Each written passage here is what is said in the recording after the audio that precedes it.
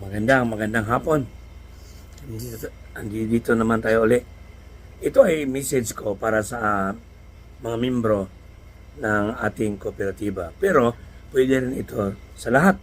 Sa lahat ng mga nakikinig or lahat na tumitingin sa video na ito.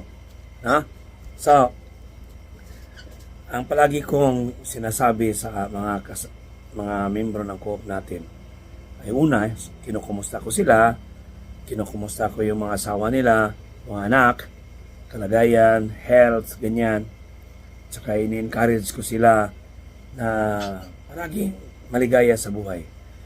Ang advocacy, ang pinakiusap ko lang sa kanila na sila ay they will live the life na masipag, magtipid at saka mag-ipon.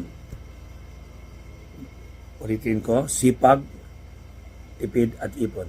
Kasi ang taong walang inipon, pagdating ng panahon na ang kalabaw ay tag 5 piso na lamang, hindi ka makakabili dahil wala kang pera. At saka pagdating ng panahon ng gipitan, mahirapan ka maghanap ng pera. Maraming salamat. Magandang hapon po. Praise the Lord.